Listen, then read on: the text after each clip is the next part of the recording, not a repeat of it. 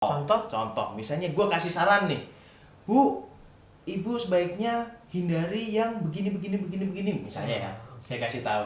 Terus, tapi dok, kata nenek saya. Aduh. Pernah nggak dokter punya pasien yang ngefans banget sama dokter? Kalau nunjuk tangan dibilang GR, nggak nunjuk, Siapa yang tapi ngefans pernah juga? ada gitu. Gimana dong? Halo, gue Dr. Agus, dokter spesialis kandungan. Saya Dokter Yoga, dokter spesialis anak. Hari ini kita akan main pernah nggak dokter? Pernah nggak ready? Pernah. Kita akan sharing tentang pengalaman selama di dunia medis ya. Apa Oke. tuh? Yang pernah harus angkat tangan. Terus cerita. Oke. Yang pertama, Cepetan ya? Enggak lah. Oh enggak. pernah nggak dokter mager? Apa? Mager? Mager? Pernah lah. Angkat tangan. Angkat tangan dulu. Pernah. Gimana tuh kalau mager? Kalau dokter? Wah, Gimana ya? kalau mager, saya seharian tidur. Saya pernah tidur dari hari Jumat malam, bangun Minggu pagi. Itu pas sekolah kali. Iya. Itu bukan mager. Oh, itu bukan mager ya? Itu capek. Bukan mager, kalau itu nggak bisa bangun memang. Enggak. Kalau yang lain ya itu. Kalau misalkan udah ketemu hari Sabtu Minggu, udah. Pokoknya kalau saya tuh Sabtu Minggu udah hari istirahat. Jadi kalau ada bunyi telepon, matiin gitu. Oh, gitu Mana ya? sih? Ah. Mager. Iya. Biasanya gitu.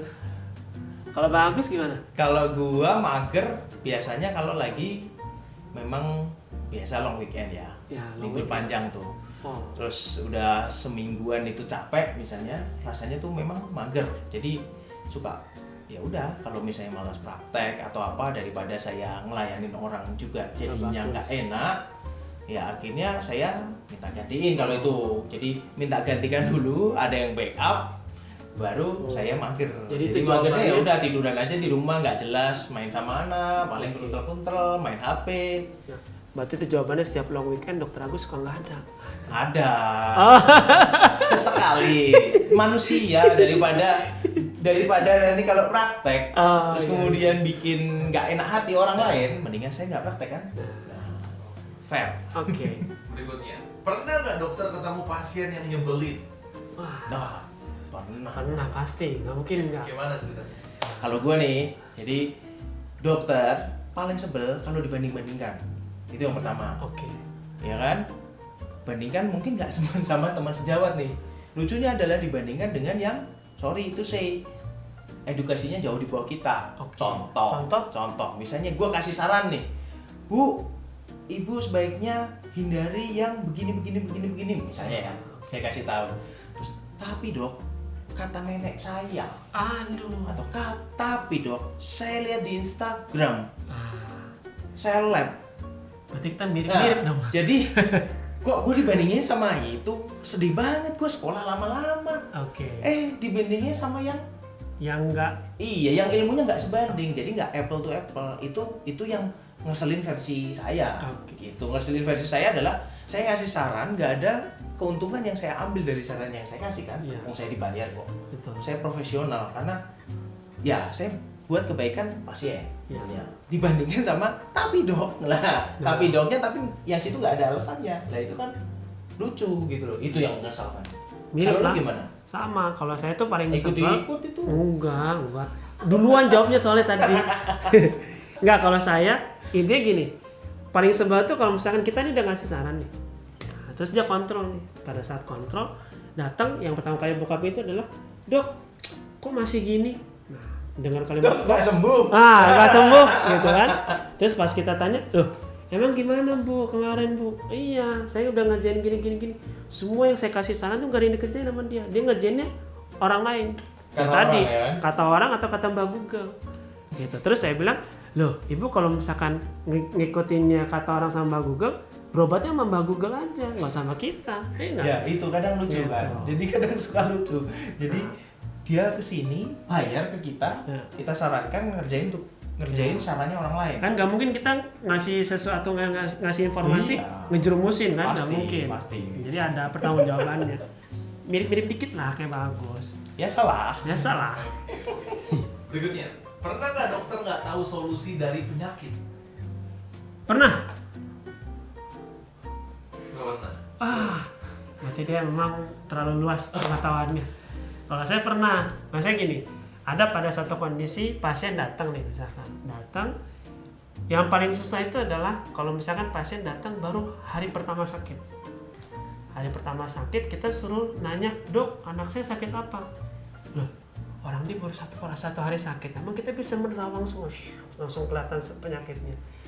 Nah itu biasanya saya suka nerangin tuh, kalau kondisi kayak gitu tuh, Bu, ini penyakitnya kemungkinan masih banyak penyebabnya. Jadi kalau ibu nanya penyebabnya karena apa secara spesifik, saya nggak bisa ngasih tahu, butuh waktu. Kira-kira nanti kalau masih ada keluhan 2-3 hari kontrol lagi. Gitu. Oke, ya kalau gua sih nggak pernah begitu juga. Maksudnya nggak seperti itu. Maksudnya tahu sebenarnya solusinya. Cuman kadang kita ini kan memiliki batasan. Contoh, misalnya dia datang berobat, ya, dia cancer, misalnya ya. Saya ngerti obatnya. Oke, ini harus dilakukan radioterapi, misalnya. Kalau cancer cervix misalnya, harus dilakukan radioterapi. Tapi dokter di sini bisa nggak? Nggak bisa. Fasilitas saya nggak ada. Gelar saya juga saya belum ambil konsultan. Otomatis ya saya ngerti solusinya, tapi saya tidak bisa membantu Anda di solusi masalah ini. Pasti saya harus lakukan refer atau rujukan berjenjang yang kita lakukan untuk ke dokter spesialis kandungan yang sudah mengambil konsultan misalnya. Kayak yoga juga pasti anak kan? Ya. Ada neuro anak misalnya. Betul. Kan ya. Berarti kalau kayak gitu tadi nunjuk tangannya setengah aja bang. kan nggak, Ih, tadi nggak nunjuk. Gini curang. Mas, kan nggak bisa juga. Kan ditanyanya solusi. Iya, betul. Ada gua solusinya. Rujuk solusinya. Betul. Oke, berikutnya adalah pernah nggak dokter ngeluarin sesuatu yang aneh dari tubuh pasien? Kalau ngeluarin pasti bukan aneh ya. Jadi gua. Dia nggak pernah ngeluarin sesuatu di tubuh pasien pasti. Misalnya anaknya pernah keluar koin gitu kan, apa gitu kan? Oh iya enggak. Kalau kita sih ngeluarin aneh sih sebenarnya nggak aneh. Cuman menurut orang itu akan aneh. Contoh, ada suatu kista yang isinya rambut, gigi, kulit, ya. Pesugihan tuh, Bang. Nah, nanti begitu kita keluarkan, kita kasih tahu ke keluarga nih.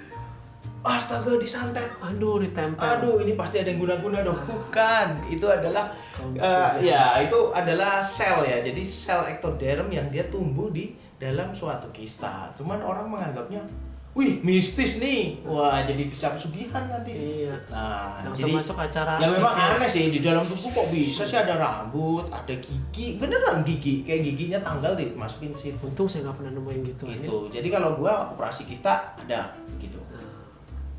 Kalau saya paling simpel Pupil, ngeluarin pupil. ban mainan masuk hidung gitu. Bener sering dapat nih mainan mobil-mobilan nih bannya tuh ban yang kecil-kecil tuh nyampe ke hidung gitu. Pasti bisa, dok anak saya pilek bau nafasnya, pasti lihat putih-putih diambil ban. Oh iya. Gitu, sering gitu. Itu paling aneh itu paling. Iya. Berikutnya, pernah nggak dokter diprotes sama pasien? Oh, Pernah. Gimana? Pernah. Kalau gua paling sering nih, karena dokter kandungan ini kan sukanya emergency case banyak. Ya. Misalnya, saya di klinik punya pasien yang mau lahiran, ya kan? Sama lagi Tapi jawabannya. saya masih operasi di rumah sakit. Akhirnya selesai operasi, saya udah buru-buru, tapi namanya juga perjalanan. Kadangkala sudah datang, sudah lahir. Pasti protes. Dokter kemana aja? Saya udah mulus. Nah ya saya juga nggak bisa belah diri. Ya risikonya itu ke dokter kandungan dan pasti banyak. Hampir semua dokter kandungan pasti akan diprotes masalah ini. Atau kalau libur tuh. Harus punya pintu Libur ajaib. misalnya istri ngajak pergi. Saya ngajak pergi. Nggak ngajak pergi salah. Ngajak pergi dimarahin istri orang. Dokter pas cuti, saya pas lahir. Ya udah diprotes ya nasib. Tapi kalau nurutin semua, ya gue nggak bisa pergi, nggak bisa akan ada acara keluarga. Ya memang nggak fair, semua nggak fair. Nggak ada yang fair lah di sini ya. Kalau saya, Mesti mau ikut ini. iya. Lihat. Udah mirip-mirip lah jawabannya. Kan kita sepaket kalau ada telepon dok ada lahiran dokter anak pasti ikutan. Ya itu kalau misalkan kalau saya sih biasanya lebih ke pasiennya nungguin terus pas lagi praktek terus tiba-tiba ada lahiran dulu jadi pasien suka protes dok saya lama nih nunggunya nih dokter tindakannya banyak bener atau lama bener gitu atau terakhir juga karena saya orangnya suka ngomong kadang saya suka meriksanya suka agak lama, jadi pasiennya suka Yang nungguin. antri belakangan nih. Yang antri belakangan suka gelisah tuh ngeliatin ini satu pasien kok 10 menit, ya ngapain dokter ngomong apa aja dalam gitu. Ya. Paling itu sih. Kalau yang lainnya sih alhamdulillah belum. Jangan. Yang terakhir, pernah nggak dokter punya pasien yang ngefans banget sama dokter? Kalau nunjuk tangan dibilang GR, nggak nunjuk, Siapa yang tapi ngefans pernah juga? ada gitu. Gimana dong? Gimana coba? Nah, ini tunjuk aja deh malah. Ya. Tunjuk-tunjukan aja kali. Iya, tunjuk-tunjukkan. Kalau dibilang ngefans banget sih enggak. Cuman ya kalau misalkan namanya kalau kita nih alhamdulillah kalau misalkan kita dokter anak itu intinya saat seorang pasien sudah percayakan anak dia ke kita, ya dia rata-rata sih akan kembali ke kita gitu. Jadi kalau dibilang fans sih enggak, cuman dia akan lebih percaya anak dia akan diperiksa oleh kita gitu. Jadi kalau misalkan kita sudah bisa memikat hati seorang orang tua, ya biasanya sih 18 tahun akan ke kita terus gitu. Gitu ya. Iya. Ya kalau ya mirip-mirip jadi Gitu tapi nggak sama. Gantian, Biar seneng makanya- aja, nggak Makanya saya harus apa-apa jawab satu. duluan. Jadi enggak, kalau dibilang ngefans menurut saya sih enggak lah ya, Sama. enggak ngefans. Jadi Jawabannya. enggak ngefans, cuman kadang-kala yang sudah saya tolong mereka menunjukkan rasa terima kasihnya, suka tuh bikin tiba-tiba hashtag alumni Dr. Agus. Nggak sama, tapi Dokter Yoga juga ikut akhirnya suka bikin hashtag gitu. Itu bukan gue yang bikin, tapi Oh, iya. yang sudah pernah saya tolong, ya mungkin dia cuman lucu-lucuan, akhirnya ya sudahlah, akhirnya pada ngikut. Kalau di repost ya suka ngikut kan semua, jadinya hashtag alumni Dr. Agus, alumni Dr. Pokoknya Agus. alumni ya. Dokter Agus, Dokter Yoga biasanya ada. Iya, ya kalau saya jumpa fansnya ibu-ibu yang habis lahiran aja, periksa ke Dokter Yoga, begitu saya datang pas mau vaksin, dok, minta foto dong, anaknya udah 3 bulan, foto bareng, cekrek. Oke, terima kasih udah nonton video kita. Kalau ada pertanyaan bisa DM di Instagram saya @agusherianto_spog. Saya Yoga Yandika_SPA. Atau kalau ada saran, komen, bisa ketik di komentar video ini. Terima kasih udah nonton video ini. Terima kasih.